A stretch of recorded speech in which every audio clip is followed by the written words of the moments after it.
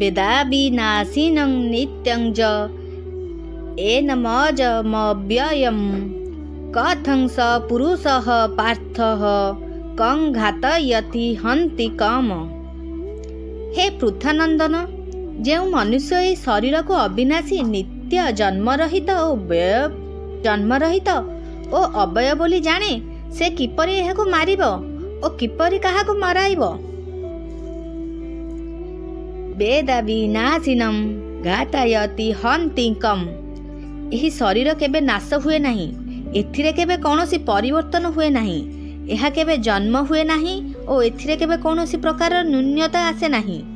एहा जिए ठीक भावे अनुभव करे से ही पुरुष काहाकु किपरि मारिब और मराइब, अर्थात अन्य को मारिबा और मराइबारे से ही पुरुषर प्रवृत्ति होई पारे नहीं।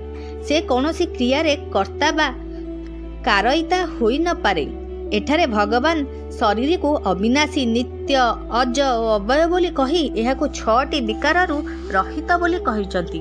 यथा अविनाशी कही मृत्यु रूपक विकारु, नित्य कही अवस्थान्तर और वर्धन रूपक विकारु, अज कही जन्म और अजन्मर परवर्ती सत्ता रूपक विकारु एवं अव्यय कही क्षय रूपक विकारु रहित बोली कहिचंती। कौनसी क्रिया जोगु शरीर लेश मात्र कौनसी विकार हुए नहीं। न हन्त्यन्ते हन्यमाने शरीरे ओ कं घातयति हन्ति कम। एही पद गुड़िक जदि शरीर को कर्ता हत्याकारी और कर्म हत नुहे बोली कहिबा भगवानकर उद्देश्य थिला, तेबे करिबा और कराइबा कथा न कही से मरिबा और मारिबा कथा काहींकि कहिले।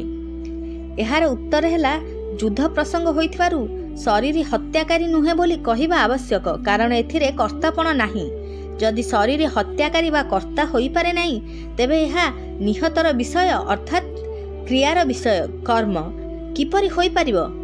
तात्पर्य हैला एही शरीर कौनसी क्रियार कर्ता और कर्म होई पारे नाही। सुतरां हत्या करिबारे और हत हेबारे शोक करिबा अनुचित, बरं शास्त्र ज्ञानानुसारे प्राप्त कर्तव्य कर्म करिबा उचित।